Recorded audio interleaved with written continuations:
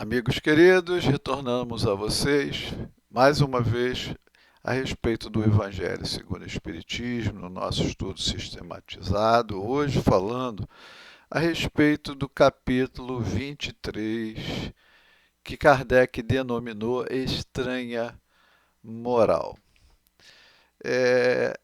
Cabe um comentário aqui, óbvio, que é o seguinte: no próprio Evangelho, na sua introdução, Kardec, quando definiu o objetivo da obra, ele já faz referência a esse capítulo. Ele já faz uma clara e objetiva referência a esse capítulo, porque ele diz o seguinte, né? Que ele retiraria de todos os evangelhos exclusivamente a parte moral, deixando de lado os atos comuns da vida do Cristo, os milagres, as predições e as palavras que haviam sido tomadas pela Igreja para fundamentar seus dogmas, e que se concentraria nos aspectos morais. Obviamente, a moral cristã acaba se tornando um dos pilares da doutrina espírita, que infelizmente isso foi interpretado como uma proposta da doutrina de se tornar uma religião, que ela está desmentida exatamente dentro da introdução, quando ele diz que, sob a moral cristã, todos os cultos, todos os credos poderiam ali se encontrar sem conflito. Então, quando ele abre a moral cristã, ele diz, olha, qualquer um que entenda a moral cristã pode se sentir bem aqui. Então, obviamente, ele não estava propondo fazer da doutrina uma religião, porque a doutrina, uma religião cria ritos, credos, crenças específicas particulares que quem não se coaduna, quem não se ajusta àquilo, acaba buscando uma outra onde se identifica com mais profundidade e clareza. Então, Kardec já faz uma introdução da moral no próprio Evangelho, no seu princípio. Entretanto, mesmo dentro daquilo que Kardec classificou como ensino moral, ele, ao fazer esse estudo, esse trabalho, ele encontrou situações, palavras pouco claras ao entendimento comum da maioria de nós. E aqui é um problema. Eu acredito que boa parte de nós tem paupérrimos conhecimentos a respeito dos evangelhos. Nosso conhecimento é superficial. Kardec aqui ele pensou frases e colocou para dar exemplos, mas toda vez que a gente aprofunda o estudo do Evangelho, não apenas, às vezes ele cita Mateus capítulo 5, item 8, aí a pessoa só lê aquele. Mas se a gente pegar Mateus capítulo 5 e ler o 1, o 2, o 3, o 4, o 5 e o 6, o 7, para chegar no 8, e depois ver o 9, o 10 e o 11, a gente cria uma compreensão melhor, porque a coisa é colocada dentro de um contexto. E a maioria de nós não tem essa disciplina, essa vontade, e nem bem, e a gente, no fundo, não acaba não conhecendo o Evangelho como deveríamos. Mas quando Kardec faz a leitura dos evangelhos, para daí, dentro da sua proposta do Evangelho segundo o Espiritismo, retirar apenas o conteúdo moral, ele foi encontrando situações em que mesmo o aspecto moral estava complicado de entender. Então ele reuniu, né, com a ajuda da espiritualidade, Espírito da Verdade, todos aqueles, São Luís, todos aqueles que ali o acompanhavam, ele busca um melhor, um correto entendimento das coisas que aparentemente seriam absurdas se realmente ditas ou proferidas por Jesus dentro da maneira tradicional de interpretar os evangelhos. E aí ele retira essas coisas assim meio nebulosas e apresenta para nós exatamente no capítulo 23 essas situações que ele julgou confusas e deu o título de estranha moral, né? Então, vamos a elas.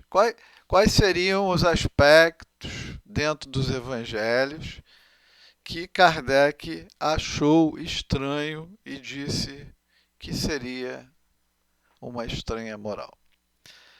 Então, ele começa logo incluindo nos itens 1, 2 e 3 o que ele intitulou Odiar os Pais. Então ele pega passagens de Lucas, algumas de Mateus, né? E diz o seguinte, né? Por exemplo, a passagem de Lucas. Como nas suas pegadas caminhasse grande massa de povo, Jesus, voltando-se, disse-lhes: Se alguém vem a mim e não odeia a seu pai, a sua mãe, a sua mulher e a seus filhos, a seus irmãos e irmãs, mesmo a sua própria vida, não pode ser meu discípulo. Então vamos pegar o contexto. Nós não estamos falando aqui, a ideia, tudo está dentro dessa passagem, porque depois ele ainda diz: E quem quer que não carregue a sua cruz e me siga, não pode ser meu discípulo. Assim, aquele dentre vós que não renunciar a tudo o que tem, não pode ser meu discípulo. Qual é o contexto aqui? Eram aqueles que às vezes se aproximavam de Jesus, candidatando-se a trabalhar com ele, a ser um discípulo. A gente precisa entender o seguinte: aquele grupo que esteve com Jesus continuamente, eles tiveram toda uma iniciação. Eles acessaram informações, viram coisas que Jesus transmitiu, vivenciou perante eles, que nós nem fazemos ideia. Eles fizeram um curso de iniciação que às vezes as pessoas levam 20, 30, 40, 50, 60 anos, como fazia-se lá no Egito, em outras correntes religiosas. 3 anos com Jesus é mestrado e doutorado em iniciação que a gente não pode imaginar. Então, muita gente tinha interesse de se aproximar dele, tentando depois arranjar com aquilo uma profissão, um meio de ganhar dinheiro, ter interesse, poder. Muitas vezes até desvirtuar o conhecimento, né? Usar em causa própria para outros fins. Então, Jesus dizia o seguinte: olha, quem quer ficar comigo tem que fazer opções. Porque dizer que é para odiar o pai, aqui já tem um problema grave na maioria das traduções dos evangelhos. Porque a palavra em grego não significava odiar, e sim aquele que ama mais ao seu pai do que a minha proposta, aquele que ama acima deste projeto. Isto não está preparado para ser meu discípulo. Então, a expressão odiar aqui é inadequada, mas ela é a mais comumente usada, né? Então, vamos tentar entender o seguinte: qual era a proposta de Jesus para aquele que ia ser o seu discípulo? O discípulo precisaria se ver como um ser espiritual, alguém que traz dentro de si o Cristo interno.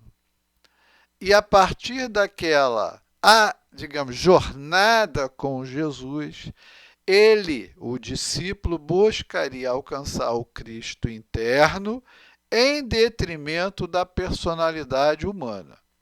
A personalidade humana está preocupada com casa, comida, conforto, família, pai, mãe, familiares, esposa, filhos, irmãos, irmãs.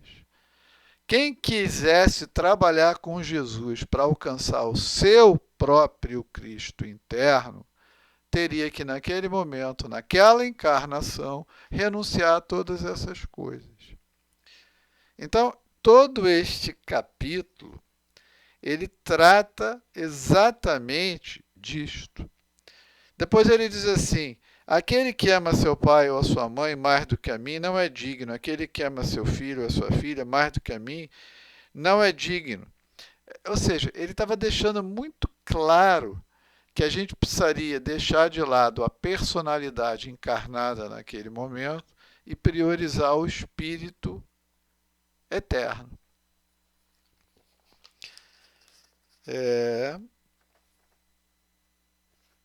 Ele chega a falar sobre a espada, né? Em algum momento ele diz, né? Porque essa passagem, quando ela é lida como um todo, ele fala: eu não vim trazer a paz, eu vim trazer a espada, eu vim separar. Por quê? Porque o espírito crístico desce ao planeta e a proposta dele é tirar o planeta da sua letargia, do seu estado letárgico. É despertar no ser, no homem integral, a sua parte divina, a sua parte espiritual. Então vai trazer divisão, porque quando você, eu, qualquer um de nós, alimenta a personalidade, o ego, em geral isso se faz em detrimento do espírito. Então Jesus disse que veio trazer a divisão. É a divisão entre as pessoas, é interpretado, mas a maior divisão que ele veio trazer é íntima. O que eu, você que me assiste aí, o que nós devemos cuidar? Apenas da parte material, se satisfazer com uma vida confortável, diversão, distração, divertimento, conforto, passeio, viagem, alegria.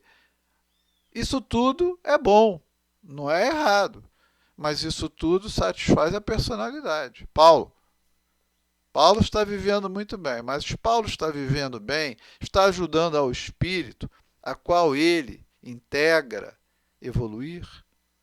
Se eu cuidar de todas essas coisas, né, com certeza eu não vou cuidar das mais importantes. Então Jesus disse que veio trazer a espada, veio trazer a divisão, porque eu agora preciso lutar, né? Eu, espírito, e eu, personalidade, precisamos lutar e chegar a um acordo. Quem vai vencer? Agora, se eu, personalidade Paulo, paro de lutar com o espírito e começo a trabalhar em conjunto com ele, aí o cenário muda.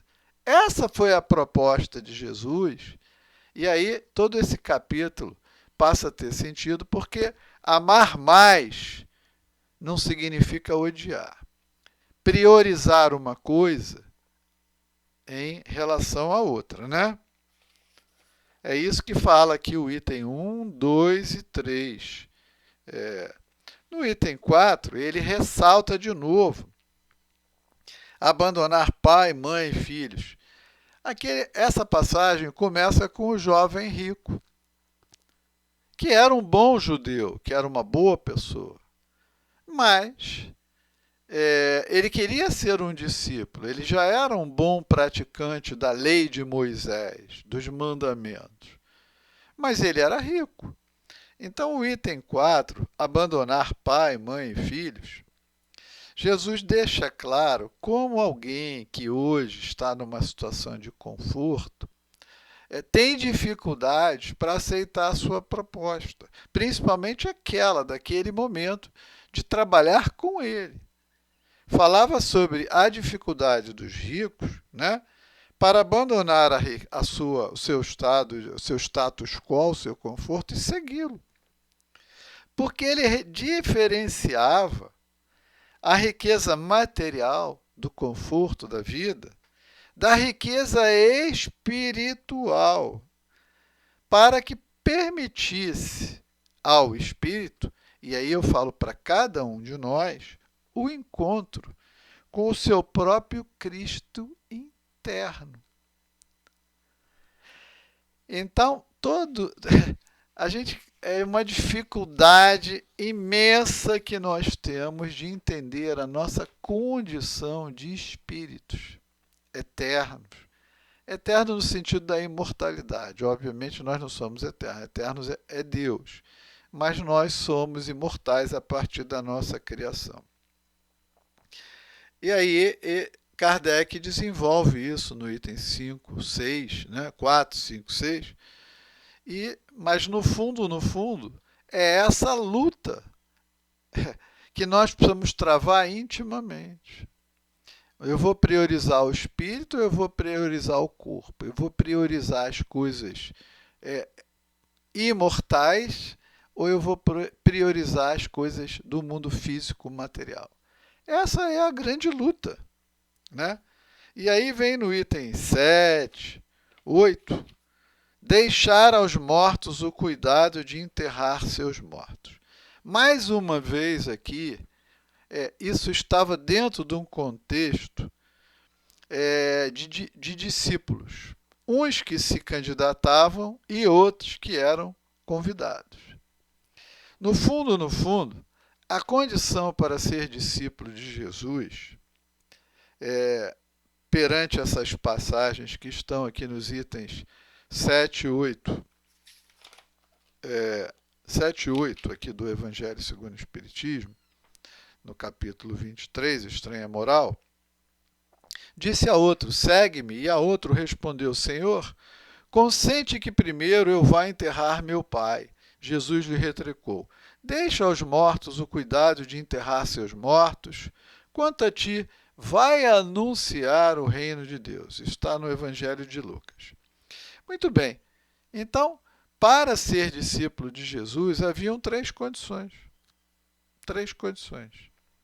Né? O discípulo precisaria, no sentido de priorizar, praticamente abandonar. A gente sabe que, por exemplo, Pedro esteve casado o tempo todo e nunca abandonou sua mulher. Mas ele priorizou a obra do que a família, sem desrespeitá-la. Mas a prioridade estava clara. O dever, aquele que seguia Jesus, primeiro precisava abandonar o dever para consigo mesmo. Eu vou fazer o que for necessário, mesmo que isso até me leve ao desencarne. Então, primeira prioridade, abandonar o dever do ego. Cuidar de si mesmo, você vai cuidar do projeto. Cuidar de você vai ser algo subalterno. Segundo, o dever para com os genitores, aquela questão de honrar pai e mãe, quando você se associar a esse projeto, aquilo ali vai ter uma prioridade menor. Não é para você abandonar seu pai e sua mãe, mas se você tiver que optar, o projeto é mais importante do que isto. Terceiro, o dever para com os demais familiares. Mulher, marido, filhos, etc. Cada um tinha que fazer a escolha. Jesus não obrigou, ele convidou. Quem achava que estava em condições, aceitava ou não. Por quê? Porque na hora que alguém aceitava o projeto, onde ele iria ser iniciado nas coisas mais profundas em relação ao espírito, né? Porque a partir dali ele abandonaria a prioridade para consigo, com os genitores, para com a família, e abraçaria o dever junto ao seu Espírito eterno, ao seu Cristo interno. Então, você deixa de lado as coisas da matéria e cuida prioritariamente das coisas do Espírito. Né?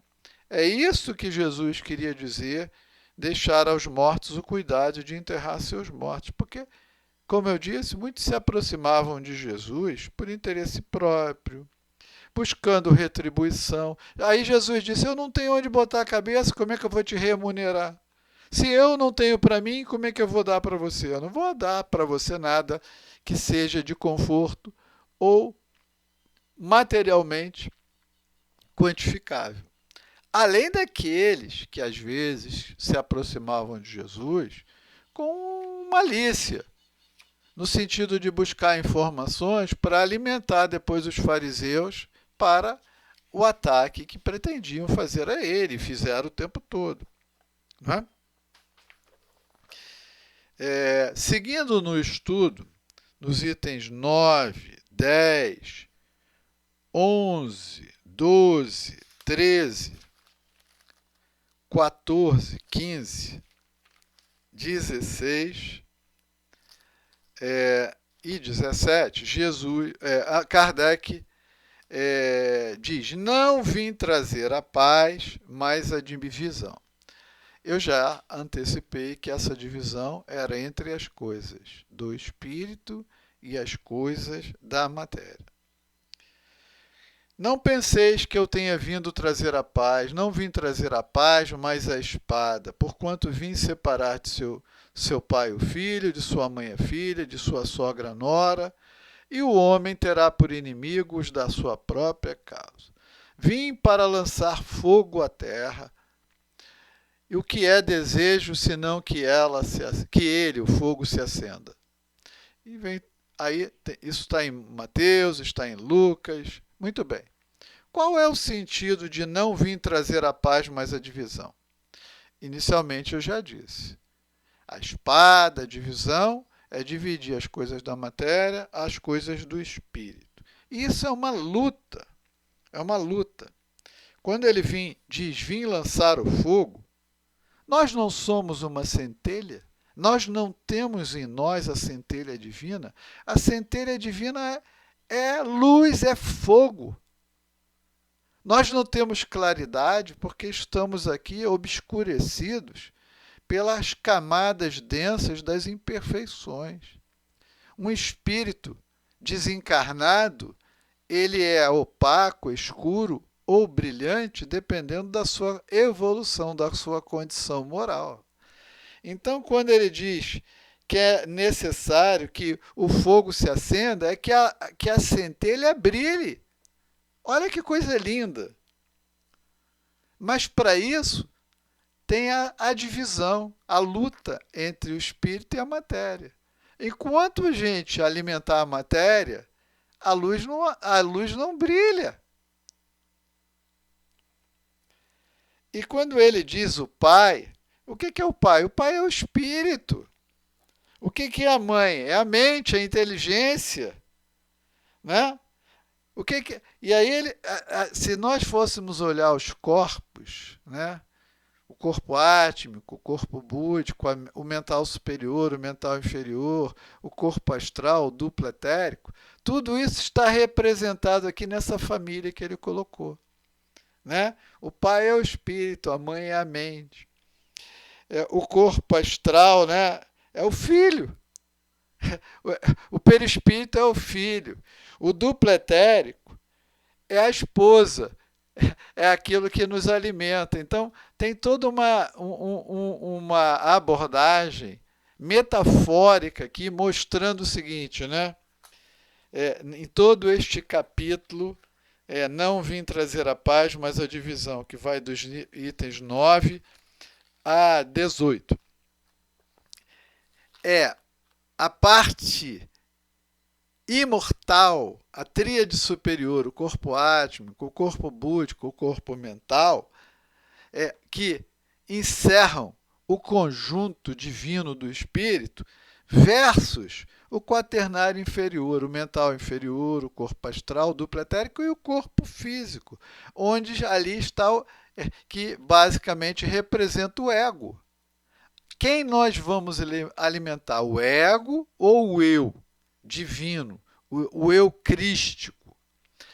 E exatamente essa foi a proposta de Jesus, de trazer para nós, meu reino não é deste mundo, meu reino é na parte espiritual. Então as pessoas, Kardec desenvolve aqui, eu convido todos vocês a ler com muita calma, mas para a gente entender o seguinte, a gente precisa exatamente pegar tudo isso que parece confuso, é porque tem um sentido muito mais profundo, espiritual, místico sem misticismo. É entender as coisas do espírito em detrimento da coisa da matéria. Tudo isso gera divisão, conflito, foi isso que Jesus falou. E, obviamente, Kardec traz a sua interpretação, sempre brilhante.